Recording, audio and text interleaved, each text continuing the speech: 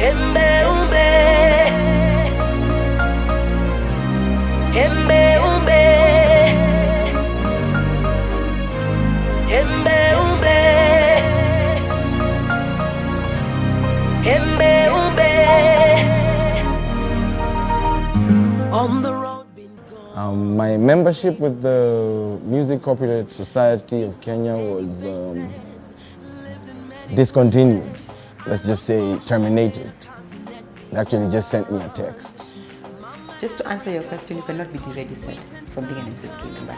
You will come by yourself the way you came and said, administer my rights, and say, do not administer my rights. No one can now remove you from the system.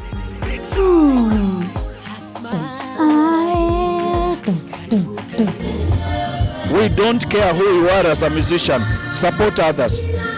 Who is Ringtone? The young boy who came the other day. So let him behave, or we are going to make him behave. Members of wengine wa council wamekawia beyond their terms, you know. Wamekawia sana, you know. Term yao imeisha, bado mtu yuko pale.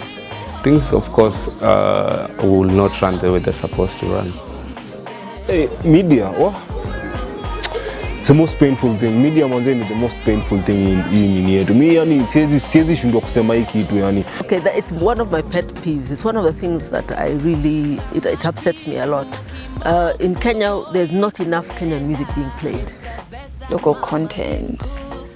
I could talk about local politics.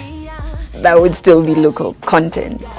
Having a radio station that has all its on-air stuff being Kenyan, that's local content, you know. We cover local news. That's local content.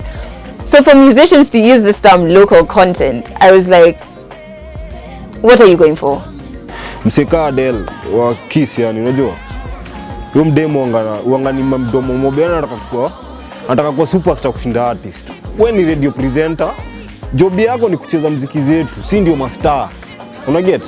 Si ndio mastar. At the end of the day, Adele akitweetia na msee wa Nigeria make event kwa Twitter. Msee wa Kenya kimtweet, hakuna kitu happen. Unajua yeye ni madharau. First of all madharau wase kwenu.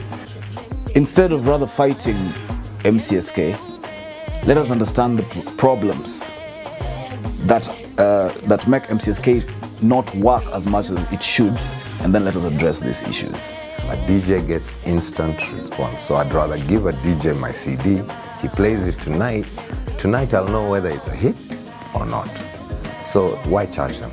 The simple logic is you're using something, just pay for the use. I mean, I'm making money as a DJ. It doesn't hurt for me to pay this certain amount just to support that artist who took time to get to the studio and do all that. I don't find anything wrong with that. If my song plays today at 1 p.m., then plays at 6. If I go to MCSK, they cannot be able to give me those logs. Okay? There are no spreadsheets. Okay? And I've sat down with MCSK and the responsible people, and then you come to understand what they'll tell you is there's a problem because some media houses will not feel free to either share these logs because of one reason or the other. So for them, they only try what they can. Towards 2008-2009, we engaged companies to monitor music for us, and what it has done is it has now made our distributions more effective and scientifically based.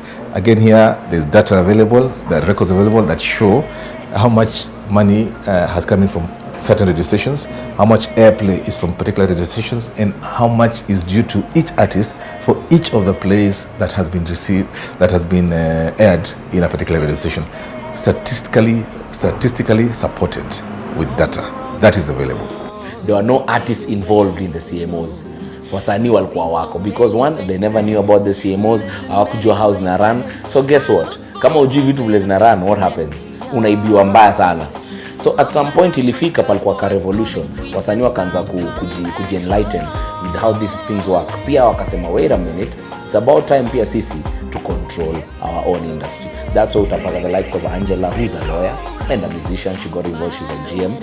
Right now at Prince utapata kina Debbie, utapata Mimi, utapata Nameless also is a director. Utapata RK, who's a producer, is also a director in Prince. we had to take our destiny in our own hands rather than having strangers managing our money from our talent, and then I mismanage.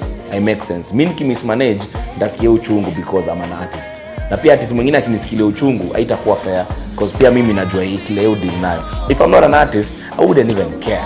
Nakula pesa yenu na niishie, and that's why artists got involved in this CMOs. Musicians are always drunkards. They drink. They take all sorts of drugs, and some of them don't even dress decently. Me, I don't want my son to be like that. When you go to Tanzania, they're playing Tanzanian music. Uganda, they're playing Ugandan music. Nigeria, they're playing Nigerian music. South Africa are playing South African music. These people, Kwanja, TZ, Uganda, Nigeria are playing 80 to 90% of their own music. Okay? Yet in Kenya we can't. We don't have that. Okay? Don't forget, radio stations are playing our songs. They are playing. If the quality is good, if your quality is timam, it's there. Sijagwa nachezwa. My song Toto Dilopas inachezwa. It's good rotation. If Sauti Sol, Sura Yako, it's gonga in airwaves. Where, you know, the product is good. It will be played. If it's not good, don't bother. As in, usi point vidole. I mean, kama wewe umeandika crap, umeproduce crap, haiwezi enda.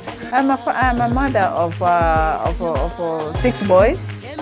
My dream as a mother, I wanted to see them with PhDs and all that, but one of my son, decided to go into music industry.